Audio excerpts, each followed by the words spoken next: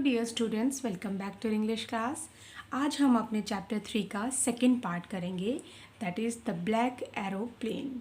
So a pilot is lost in the storm clouds and does he arrive safe, who helps him. एक pilot तूफानी बादलों में खो गया है और क्या वह सुरक्षित पहुंचता है, उसकी सहायता कौन करता है। ये जो चैप्टर है ये फ्रेडरिक फॉसिथ ने लिखा है। इसके राइटर जो हैं वो फ्रेडरिक फॉसिथ हैं। वो अपनी उस उड़ान के बारे में बताते हैं जब वो प्लेन में थे और वो उनका जो प्लेन था वो मार्ग से अलग हो गया था, भटक गया था। The moon was coming up in the east behind me, and stars were shining in the clear sky above me. There wasn't a cloud in the sky. I was happy to be alone high up above the sleeping countryside. I was flying my old Dakota aeroplane over France back to England. I was dreaming of my holiday and looking forward to being with my family. I looked at my watch 1:30 in the morning.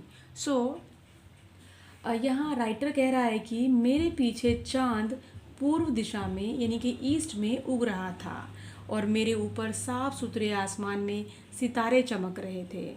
आकाश में कोई बादल नहीं था और मुझे खुशी का एहसास हो रहा था कि मैं सोए हुए देहाती उस प्रदेश के ऊपर आसमान में अकेला था। और मैं इंग्लैंड लौटते वक्त अपने पुराने डकोटा हवाई जहाज़ को फ्रांस के ऊपर से उड़ाकर ले जा रहा था। मैं अपनी छुट्टी का सपने देख रहा था, मतलब स्वप्न ले रहा था और अपने परिवार से मिलने की प्रतीक्षा कर रहा था। मैंने अपनी घड़ी पर नज़र दौड़ाई, सुबह के 1:30 बज चुके थे। I shall call Paris control soon, I thought. As I looked down past the nose of the aeroplane, I saw the lights of a big city in front of me. I switched on the radio and said, Paris Control, Dakota DS-088 here. Can you hear me? I am on my way to England. Over.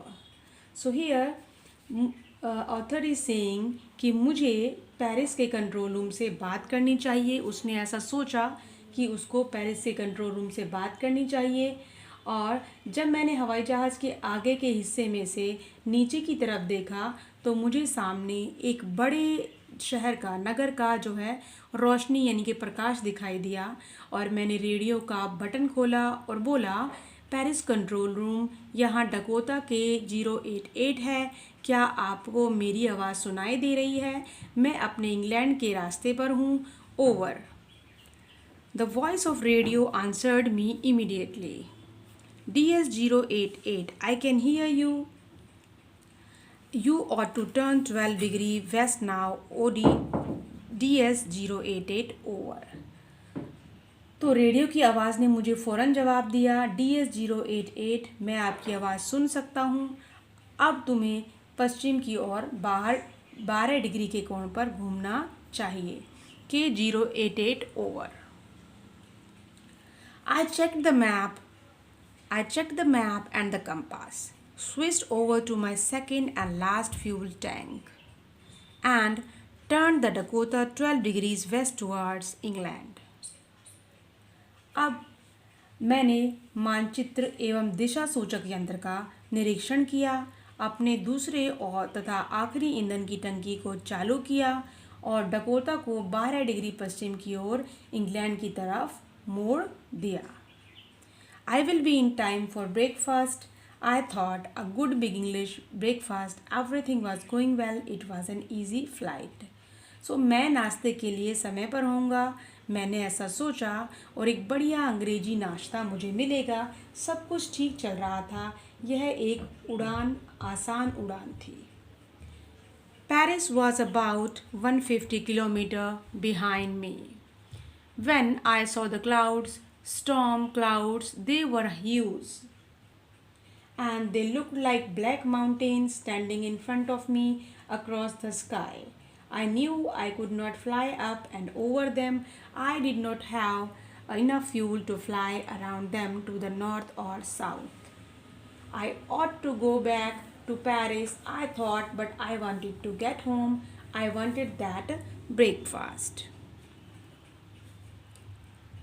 I will take risk.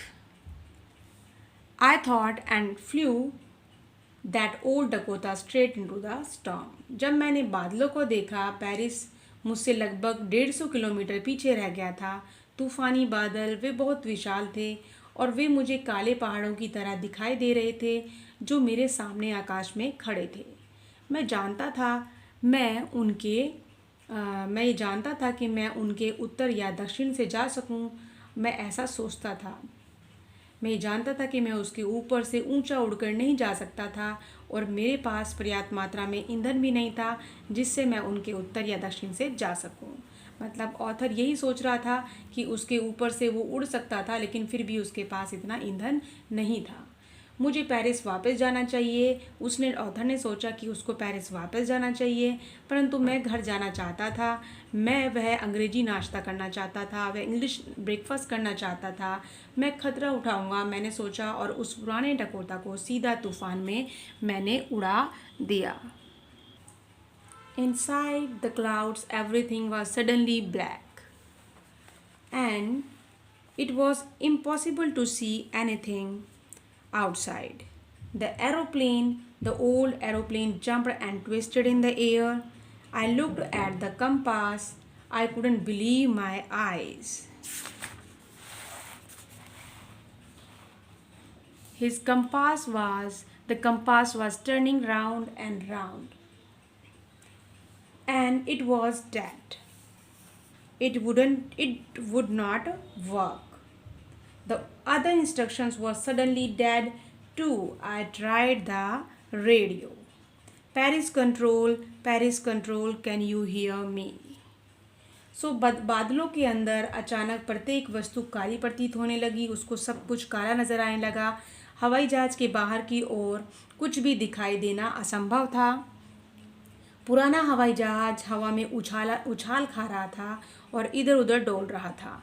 मैंने दिशा सूचक यंत्र पर नज़र डाली और मैं अपनी आंखों पर भरोसा नहीं कर पा रहा था कि जो वो डायरेक्शन दिखाने वाला जो यंत्र था, जो दिशा सूचक था, कि सुई जो है चारों दिशाओं में लगातार घूमती ही जा रही थी। यह खराब हो गया था और यह काम नहीं कर रहा था। दूसरे यंत्र भी, जितने भी और इंस्ट्रूमेंट थे, वो भी अचानक जो है बंद हो गए थे। मैंने रेडियो चालू करने की बहुत कोशिश की, लेकिन वो नहीं हो पाया। पेरिस कंट्रोल, क्या आप मुझे सुन सकते हैं? तो अभी हम इस पार्ट में यहीं तक करेंगे स्टूडेंट्स, क्योंकि वीडियो लंबी हो जाएगी। इसके बाद हम सेकंड पार्ट में इसको स्टार्ट करेंगे। That's it for today. Bye for now. Have a nice day.